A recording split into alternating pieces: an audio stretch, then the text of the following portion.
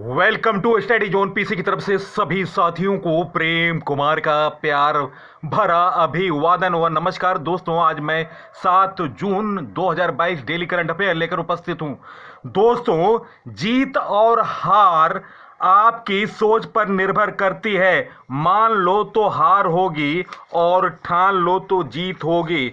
दोस्तों, इसी मोटिवेशन के साथ मैं आज का करंट अफेयर प्रस्तुत कर रहा हूं। फर्स्ट क्वेश्चन, भारतीय रिजर्व बैंक ने किस बैंक पर 27 लाख का जुर्माना लगाया? गाइस, इस प्रश्न का सही उत्तर option C, Punjab and Sindh bank. भारतीय रिजर्व बैंक ने पंजाब एंड सिंध बैंक पर 27 लाख रुपए से ज्यादा का जुर्माना लगाया। आरबीआई के मुताबिक पंजाब एंड सिंध बैंक ने बाहरी बेंचमार्क पर आधारित कर्ज पर जारी कुछ निर्देशों का पालन नहीं किया। दोस्तों, पंजाब एंड सिंध बैंक के बारे में जानकारी। दोस्तों, पंजाब एंड सिंध बैंक की स्थापना 1908 में हुआ। हेडक्वार्टर नई दिल्ली है। एमडी एंड सीईओ हैं श्रेयस स्वरूप शाह। दोस्तों, अभी हाल में ही MD and CEO S Krishnan retire हुए थे, जो कि पंजाब एंड सिंध बैंक के एमडी एंड सीईओ थे। दोस्तों, आरबीआई के बारे में जानते हैं। आरबीआई का full form reserve bank of India. स्थापना 1 अप्रैल 1935। मुख्यालय मुंबई, महाराष्ट्र। गवर्नर हैं शक्तिकांत दास। वर्तमान में आरबीआई के 4 deputy governor Mahesh Kumar Jain, Michael Patra, M Rajeshwar Rao और टी रविशंकर। बैंकों का बैंक आरबीआई को कहा जाता है। दोस्तों, भारतीय रिजर्व बैंक का राष्ट्रीयकरण 1 जनवरी 1949 को हुआ। भारतीय रिजर्व बैंक के पहले भारतीय गवर्नर सीडी देशमुख। भारतीय रिजर्व बैंक का प्रतीक चिन्ह ताड़ का वृक्ष, रॉयल बंगाल ऑफ टाइगर। भारतीय रिजर्व बैंक के गवर्नर की नियुक्ति प्रधानमंत्री वित्त मंत्री के सलाह पर करता है। शुरुआत में आरबीआई का कार्यालय कोलकाता में स्थापित था। 1937 में आरबीआई का केंद्रीय कार्यालय को अस्थायी रूप से मुंबई में स्थानांतरित किया गया था। भारत में जितने बड़े बैंक होते हैं उन्हें आरबीआई रेगुलेट करता है। जितने बैंक होते हैं दोस्तों, आरबीआई रेगुलेट करता है। नेक्स्ट क्वेश्चन, हाल में फ्रेंच ओपन 2022 का पुरुष एकल का खिताब किसने जीता? गाइस, इस प्रश्न का सही उत्तर ऑप्शन बी, नोवाक जोकोविच।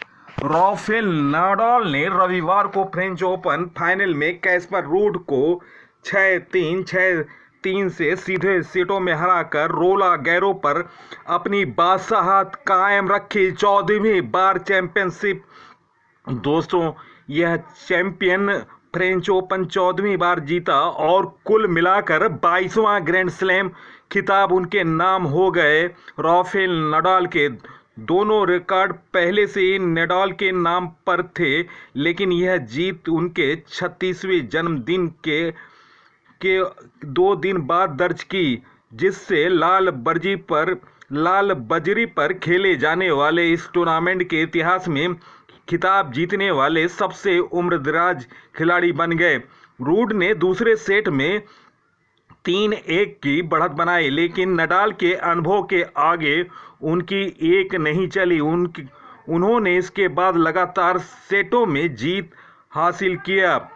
नेक्स्ट क्वेश्चन, फ्रेंच ओपन के विजेता हैं दोस्तों फ्रेंच पुरुष एकल राफेल नडाल, पुरुष युगल मार्सेलो गार्सिया और क्रिस्टियाना मेल्डोनोविक। फ्रांस महिला एकल इगा स्वीटेक, महिला युगल मार्सेलो गार्सिया अल सल्वाडोर और जीन जूलियन रोजे नीदरलैंड।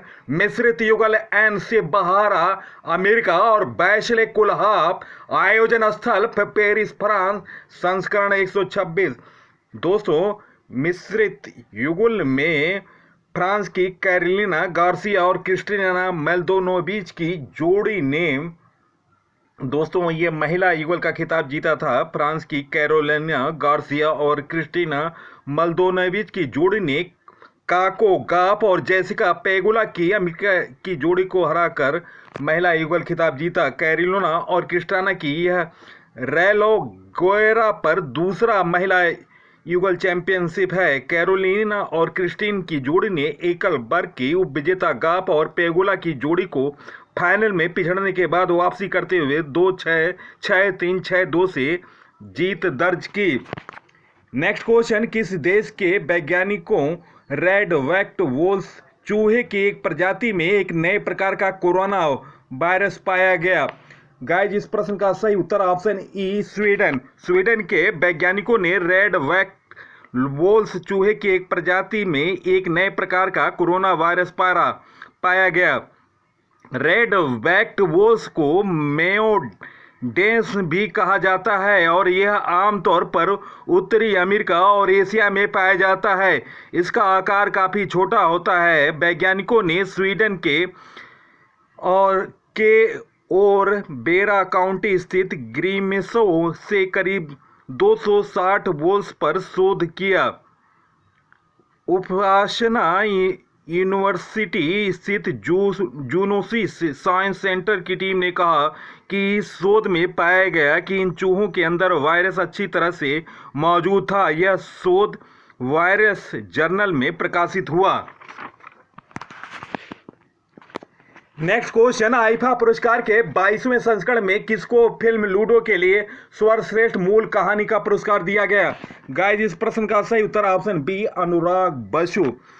दोस्तों, सिद्धार्थ मल्होत्रा अभिनीत एवं युद्ध की पृष्ठभूमि पर आधारित फिल्म शेरशाह फिल्म शनिवार को आईफा पुरस्कार के 22वें संस्करण में पुरस्कारों की दौड़ में शीर्ष पर रही। समारोह में अभिनेता विक्की कौशल और अभिनेत्री कृति सेनन के शानदार अभिनय के लिए ट्रॉफी मिला। कौशल ने अपना पहला सर्वश्रेष्ठ अभिनेता पुरस्कार दिवंगत इरफान खान को समर्पित किया, जो कि इस किरदार के मूल पसंद थे। 3 दिवसीय समारोह का समापन अबू धाबी के यास वे वाटरफ्रंट के एतिहाद एरिना में हुआ। यहाँ पिछले 2 वर्षों की सर्वश्रेष्ठ हिंदी फिल्मों का जश्न मनाया गया। करण जौहर निर्मित शेरशाह के लिए विष्णुवर्धन को सर्वश्रेष्ठ फिल्म और सर्वश्रेष्ठ निर्देशन का पुरस्कार मिला। कारगिल युद्ध के नायक कैप्टन विक्रम बत्रा के जीवन पर आधारित फिल्म संगीत श्रेणी में भी पुरस्कार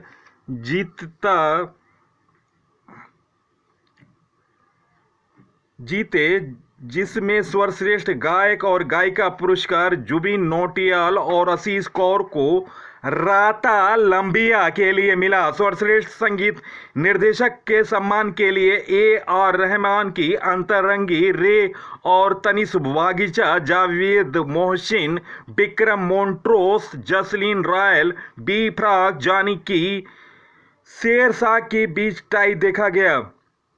अनुराग बसु को फिल्म लूडो के लिए सर्वश्रेष्ठ मूल कहानी का पुरस्कार दिया गया। उन्होंने फिल्म के संपादक अजय शर्मा को यह जीत समर्पित किया, जिनका पिछले साल कोविड के कारण निधन हो गया था। दोस्तों, कबीर खान और संजय पूरन सिंह चौहान को 83 के लिए पुरस्कार मिला। सरदार उधम को स्वतंत्रता सेनानी उधम सिंह के रूप में अपनी भूमिका के लिए विक्की को सर्वश्रेष्ठ अभिनेता चुना गया। अभिनेत्री कृति सेनन को मिम्मी में उनके अभिनय के लिए सर्वश्रेष्ठ अभिनेत्री का सम्मान से नवाजा गया। पंकज त्रिपाठी को लूडो के लिए सर्वश्रेष्ठ सहायक पुरस्कार दिया गया। और दोस्तों, कबीर खान को फिल्म 83 के लिए लहरों 2 के लिए कौसर मुनीर को बेस्ट लिरिक्स का पुरस्कार मिला। दोस्तों,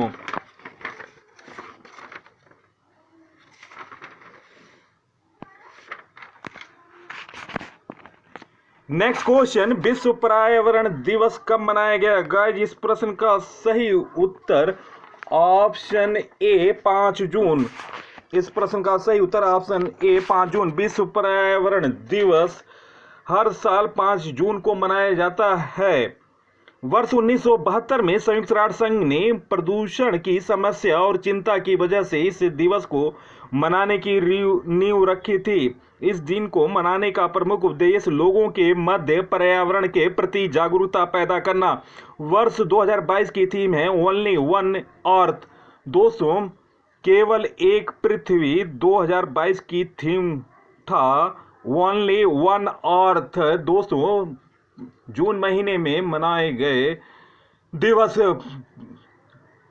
1 जून को वैश्विक मातृ पितृ दिवस के साथ विश्व दुग्ध दिवस मनाया गया। 2 जून को तेलंगाना दिवस, 3 जून को विश्व साइकिल दिवस, 4 जून को आक्रामकता के शिकार बच्चों का अंतर्राष्ट्रीय दिवस मनाया गया।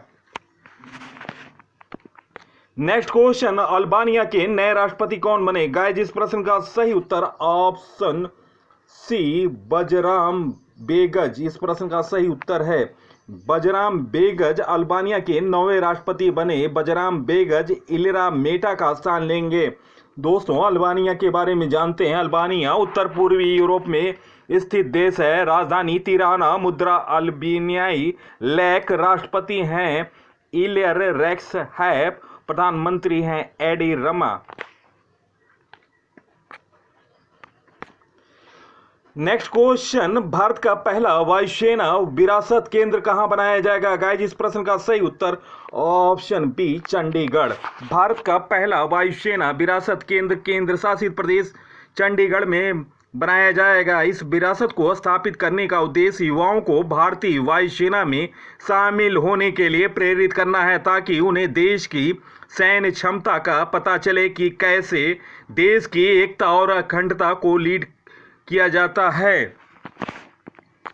Next question, world book of records London ने भारत के किस राज्य को दुनिया के पहले जैविक और अपराध मुक्त राज्य के रूप में मान्यता दी? गाइस, इस प्रश्न का सही उत्तर ऑप्शन ए सिक्किम। इस प्रश्न का सही उत्तर है दोस्तों,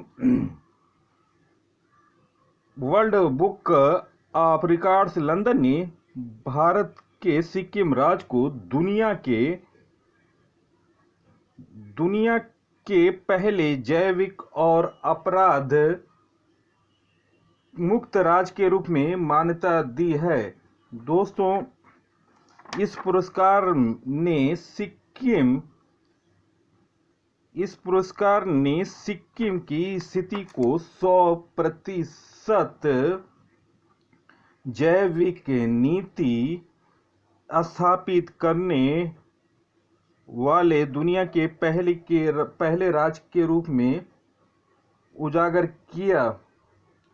दोस्तों, जिसने मूल रूप से रासायनिक उर्वरकों और कीटनाशकों के उपयोग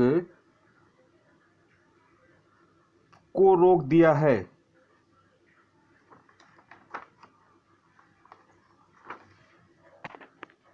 नेक्स्ट क्वेश्चन, मई 2022 में भारत का व्यापारिक निर्यात कितना प्रतिशत बढ़ा है? गाइस, इस प्रश्न का सही उत्तर ऑप्शन ए 15.46%। नेक्स्ट क्वेश्चन, हाल में किस देश ने यूरोपीय संघ की रक्षा नीति में शामिल होने के लिए मतदान किया? गाइस, इस प्रश्न का सही उत्तर ऑप्शन डी डेनमार्क। दोस्तों, डेनमार्क की राजधानी कोपेनहेगन है, मुद्रा डेनिश क्रोना है, और दोस्तों प्रधानमंत्री हैं मैट फ्रेडरिक्सन। नेक्स्ट क्वेश्चन, जेवर एयरपोर्ट का निर्माण कौन सी कंपनी करेगी? गाइस, इस प्रश्न का सही उत्तर ऑप्शन सी टाटा प्रोजेक्ट्स। दोस्तों, टाटा ग्रुप की स्थापना 1868 में हुई। मुख्यालय मुंबई, महाराष्ट्र। अध्यक्ष हैं नटराजन चंद्रशेखरन। टाटा प्रोजेक्ट के नए एमडी एंड सीईओ बने विनायक पाई। संस्थापक हैं जमशेद जी टाटा जी। नेक्स्ट क्वेश्चन, साकिब अल हसन किस देश के टेस्ट क्रिकेट टीम के कप्तान बने? गाइस, इस प्रश्न का सही उत्तर ऑप्शन सी बांग्लादेश। दोस्तों, और बांग्लादेश के बारे में जानते हैं। राजधानी ढाका है, मुद्रा टका, प्रधानमंत्री हैं शेख हसीना, राष्ट्रपति अब्दुल हामिद, संसद है जातीय संसद, राष्ट्रीय खेल कबड्डी। बांग्लादेश भारत के 5 राज्यों की सीमा को छूता है, पश्चिम बंगाल, असम, मेघालय, त्रिपुरा और मिजोरम। बांग्लादेश भारत के सबसे लंबी सीमा बनाता है। इसकी लंबाई 4096 किलोमीटर है। बांग्लादेश 26 मार्च 1971 को आज़ाद हुआ। बिम्स्टेक का मुख्यालय ढाका में स्थित है। बांग्लादेश की सबसे लंबी सीमा पश्चिम बंगाल में लगी है। बांग्लादेश की सबसे लंबी नदी सुरमा नदी है। दोस्तों, वीडियो देखने पर बहुत बहुत धन्यवाद। सबसे तेज जानकारी के लिए स्टडी जोन पीसी को फॉलो करो और सब्सक्राइब करो। दोस्तों, मेरे टॉपिक वाइज वीडियो आप डिस्क्रिप्शन और प्लास्टिक में लिंक पर क्लिक करके देखें। धन्यवाद। जय हिंद।